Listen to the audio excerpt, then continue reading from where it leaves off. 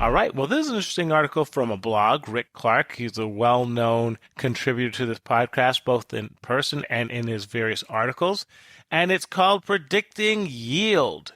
And he says everyone shorts it. So he has three categories of colleges and how they are going to predict yield in the face of the changing dynamics of this pandemic.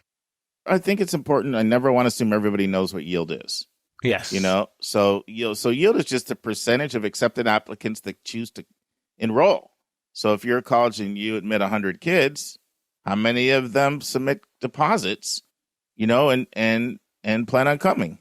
And then, of course, we after melt, how many actually come? But that's another conversation. But that's what yield is. And there's a term we use in admissions that yield drives the bus. Yes. Because yield is responsible for all of your planning, because you have to backwork your model based on yield to know how many different kids that you can admit in order to get at your targeted number. So that's all statistically driven. And the interesting thing is it's not one stat, because, Rick's very generous with sharing and being transparent with his numbers. The yield in Georgia, I believe he said is 70%, or it's 30% for out of state. So, yield varies tremendously based on things like proximity to home. It can vary based on things like, let's say you're a really strong school like a Georgia Tech. Well, your yield won't be as high for kids with 1550 or higher, 35 or higher SAT, ACT 4.0 than it will be for a kid, say, 100 points lower on an SAT bandwidth and a little GPA lower, because that kid also is getting in other schools similarly competitive and has lots of choices. So you're looking at all kinds of things like that when you are trying to figure out what your yield is. But go ahead, Dave. Well, yes. And so, I actually look at yield as from real estate perspective is you have a apartment building, you have 10 apartments, you show it to 20 people and 10 make out applications, and you think you're going to have 10 fully filled apartments, but only 5 come with the deposit. So you have 5 vacancies. And how devastating it would be to have 5 vacancies, and how are you going to meet your fixed expenses? That's the same thing that colleges are dealing with. And the pandemic has just done a number on yield. Mark, you're going to discuss an article that says that for many colleges, yields have been cut 20, 30% just last year alone, because with the pandemic, there were health concerns, financial concerns. People had to do things online. And so now this year, Rick Clark's blog is going to say, is how are colleges going to predict their yields in the face of so much uncertainty? Will the pandemic be fully over? How many people are going to still want to come online? Many states have cut back on the funding, and people's particular financial situations are very precarious. So even if they want to come, can they come? So he divided colleges into 3 major categories. Okay, so what I'm going to do is I'm going to do a summary of the whole article, the 3 points that Rick talks about, and then I'm going to throw it to you, Mark, so to add some context. So Rick basically says that there are 3 major colleges. There are selective colleges, and number 2, there are colleges and universities that have actually increased their class size. And number 3, there are less selective colleges. They say the selective colleges are those, especially those that meet 100% of students' needs without loans. He thinks their yield will likely remain very consistent. But because many of these colleges have larger gap year requests than before, he believes that they'll intentionally come up short. In other words, they won't mind if their yield falls a little short because they have such extensive wait lists, and that they will just take more students off their wait lists. Conversely, he talks about colleges and universities that may not be quite as competitive, but have increased their class size in response to the pandemic. And at this cohort, Rick predicts that the yield will be flat or slightly higher than in the past for in-state residents, but slightly lower for the non-residents and the international students due to financial, health, and mobility impacts of the pandemic. And what they will do is similar to the selective colleges is build a bigger wait list and take more from the wait list. The real pain is going to be felt with the third category, those of less selective colleges. And Rick predicts that most of these colleges will miss their class goals by the deposit deadline. And last year, the enrollment for many of these colleges were down 4%, and the first year enrollment was down double digits, and he thinks it could be significantly worse this year. So, Mark, let me stop here and get your thoughts. Thanks, Dave. Great summary. And, we've recommended it's actually the Georgia Tech blog. Rick's one of the frequent writers there. We've recommended this blog before, just like we've recommended John Bockenstadt's blog and some other blogs that are really, really good if you're looking for additional sources on college admission information. This is just a hot article that it kind of went viral. When Rick came up with this article, it also ended up getting picked up by Inside Higher Ed, and then it was extensively quoted from the Wall Street Journal as well. So I'll sort of pull from all of those here today. But here's where I want to start. So back to the conversation of yield. Think about it. We're talking to a lot of parents right now who have 15, 16, 17, 18-year-olds, as well as college counselors who work with 15, 16, 17, 18-year-olds. So here's my question. How many people always know what your 18, 17, 16, 15-year-old is going to do every day? When you say it's tough, when you say they change their minds, Yes. I want a summer job. No, I don't. I want to go away from school. No, I don't. It goes on and on and on and on, all the different ways and machinations and things in which they change their mind from day to day or from moment to moment or from hour to hour. So now put yourself in a position of a college. A college, your financial model is built on you predicting the right number of people that are going to come. Now, if you under-enroll, you get fired, basically, because now there's no budget to pay faculty, staff, administration, and all the other expenses of a school. If you over-enroll, where do you put the kids? Extremely difficult. And so you and I know it's hard for us to know what our 15, 16, 17, 18-year-old is going to do. Think about a college that has 5,000, 10,000, 20,000, in the case of UCLA, 139,000 applications of these kids, haven't even met them. You got to try to figure out what they're going to do just off of reading files. Herculean job. And that's why this is so difficult.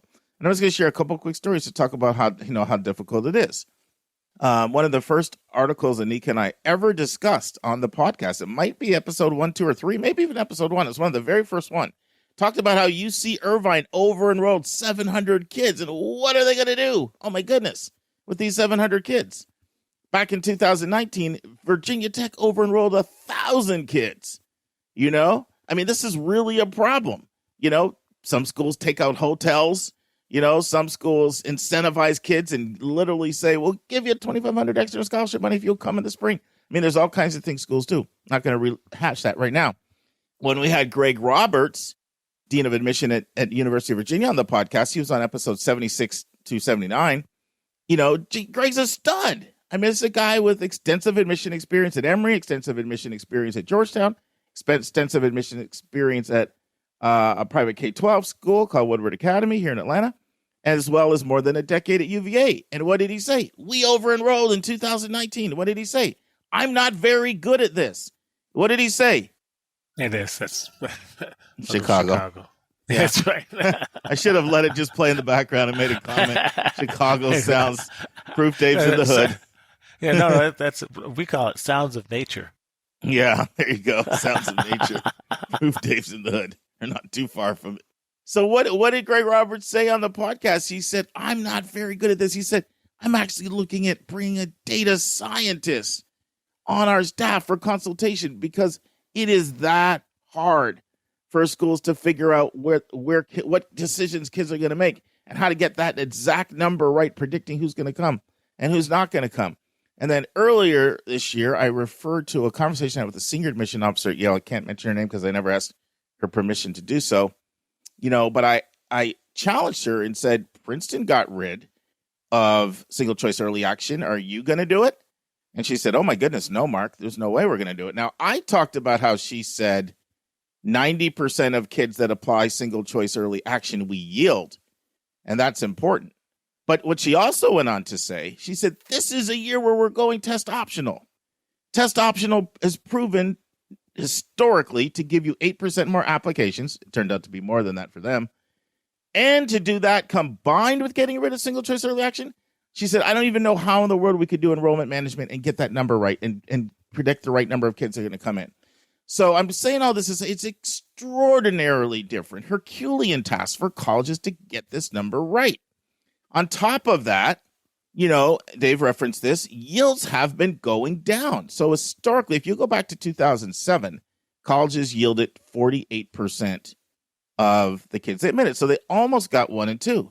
Now it's 33%. So it's now 1 and 3. You say, well, why is that happening? Well, it's a lot of reasons, but one of the reasons is people are applying to more colleges. One of the reasons it's made it more difficult. And you always hear about these yield stats and how crazy they are at the most selective schools. Like normally the Harvards and the Stanfords are in the 80s as far as their yield. But even the most sought after schools saw a drop in yield this year because of all the stuff with the pandemic. So Yale's yield went from 69 down to 55. Stanford's went from 82 to 68. And Georgetown's went down to 45. Now, those are some of the schools with the strongest brand names. What about a school like Furman? Now, this is a quote from the Wall Street Journal article that's called Waitlist to be Obnoxiously Long This Year. This article broke right at the same time as Rick's article broke.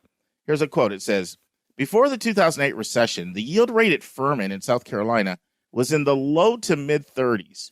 Since the downturn, the private school with a strong regional reputation and growing national pull has hovered in the low 20s. And last year, it fell to 16%. So think about that. You're used to getting mid-30s. That means you can take 3 to get 1. Now you're down to 16. Now you have to take 6 kids to get 1. Of course, people are, I think, understanding from this conversation why schools like early decision. But that's we've talked about that enough. So what does that mean? How are schools to hedge their bets? Well, we've talked about this before. They hire these very, very sophisticated, expensive companies like EAB and Noel Levitz that use these sophisticated economic metric models where they hire the top smart quants and combine everything from data science to economics to psychology to project which kids are coming. We know that's part of what's going on. But another way to address it is the wait list, because that way you can, in effect, ensure you don't go over or you don't go under. Now, this is important to say. It is an absolute luxury to have a wait list. It is a minority of schools that have wait lists. When we're talking about wait lists to begin with, we're only talking about selective schools. The majority of schools are just literally trying to figure out, do I need to throw another tuition discount at a kid so that we can survive and that we can actually open with full enrollment? The average school is going into August filling their class these days. Okay? So it's important that we when we're talking wait lists, we're talking about a subset of the population. But now we've set it in context for these schools. When you go to the wait list, first of all, it's an insurance policy if you don't get your yield, basically. That's a simple way of putting a wait list. It's an insurance policy if you don't get your yield. And one of the things that both the article brings up on the Wall Street Journal article, as well as Rick Clark's article, is why this year is going to be so unpredictable for yield. So here's a quote from Melissa Korn's Wall Street Journal article, waitlist to be obnoxiously long this year. It says, talking about colleges, it says, their mathematical models to predict which admitted students might accept their offers and enroll are proving useless because of the coronavirus pandemic. It threw off all of the elements that they often look at. And it mentions a couple of things. It says, such as campus visits, such as standardized tests. Okay. In Rick's article, he actually goes into more depth by talking about other factors besides just that schools often use to figure out and to predict yield. And if those things are thrown off, you're screwed. So here's what Rick says. And everyone shorts it. Right now, admission enrollment officers around the country are obsessing over their models they developed to predict student yield. They're looking back at pre-pandemic information and weighing it against 2020. In addition to praying more, sleeping less, and stretching out to make a leap. And then he says this, Will students be willing to travel as far from home given the uncertainty of the fall course delivery being in person or not? Will international students be able to physically get to the U.S.? Will they be able to get a visa insurance, or will there be travel restrictions? Will test optional admits yield differently than the historic model predicts? How will females from the Northeast be admitted to the sciences, and how will that impact yield? And just to show how complicated this gets, Dave, even if you get the number right and it looks like you have the right amount from an enrollment standpoint, then you still have to deal with MELT. Now, Rick's been generous to share the stats. So in Georgia Tech admits only MELT at 1.3%, hardly MELT at all. Obviously, proximity, easy to get home, comfortable with it, probably been to campus many times. Lots of reasons to explain that. Don't have to board planes, right? Their international MELT was 14.9%. Wow. So you have to factor that in. What if somebody has complications with visa, or decides they don't want to travel that far, or stuff's going on politically in the country? I mean, there's lots of reasons, right?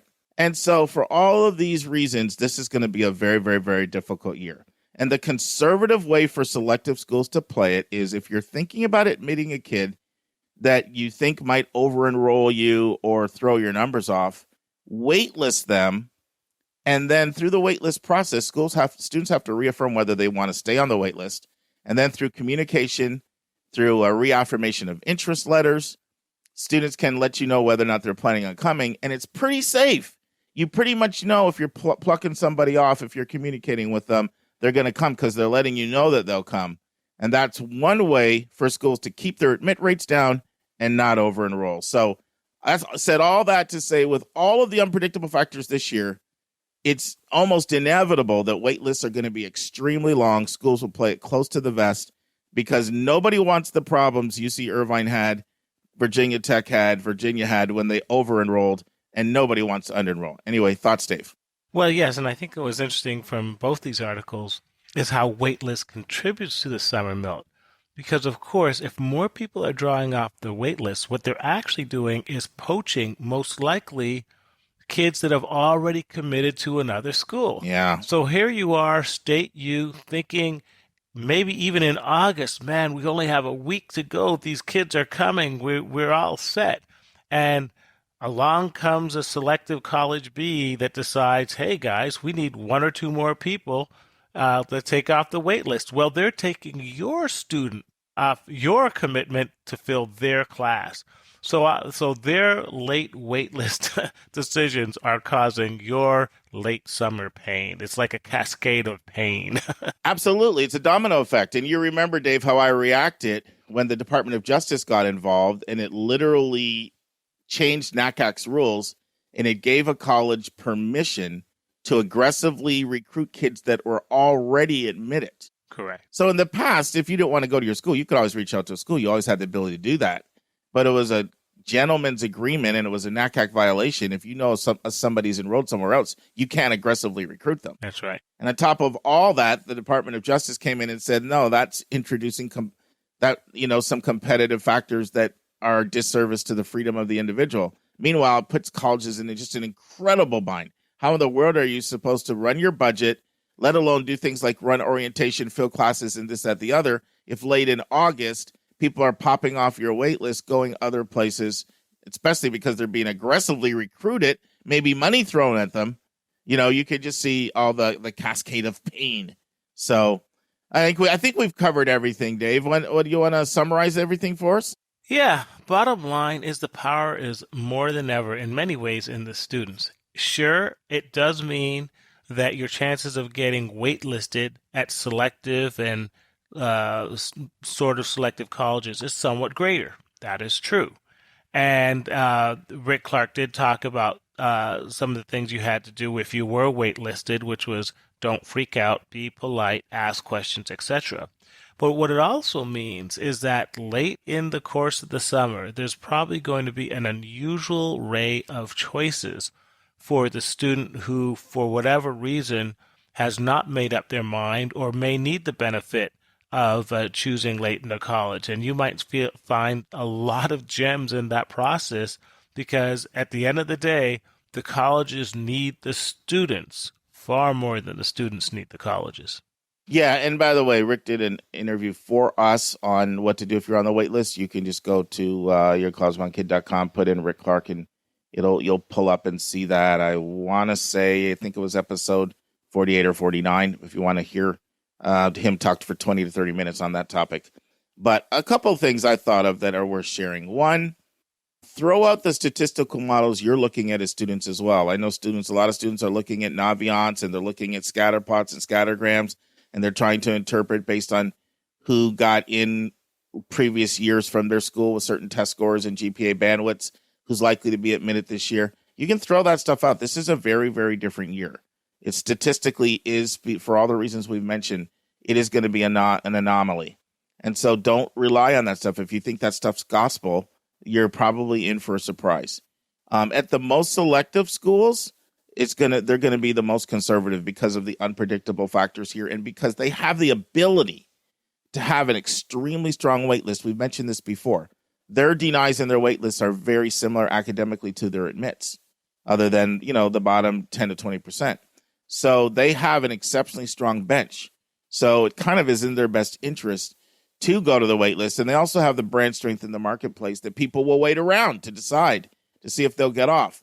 So at the highest levels, just be prepared for a lot of wait lists this year. It's just it's the reality.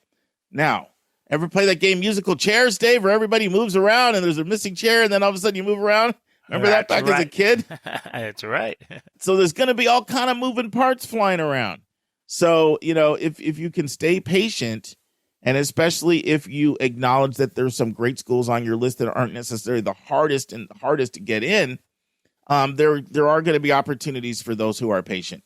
And I saw that last year, Dave. I saw some schools really throw some money at kids late when it looked like they might not meet their financial numbers. So this is just schools rely on stats. They have these incredibly detailed stats. You'd be amazed the statistical information they have in their best attempt to predict what your 18-year-old is going to do, But when there's literally no frame of reference, you throw it's kind of like, you're Bill Belichick, you're New England Patriots, you go to the Super Bowl almost every year, and you've got your playbook and your true and tried playbook, and this play works almost 70% of the time, and this one works 45% of the time.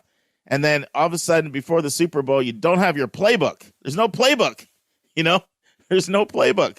So everybody's a little bit flying blind this year, and it's the conservative way to do it for schools that have those kinds of numbers is to waitlist because of the pain of over-enrolling or under-enrolling. And so, awesome. Awesome.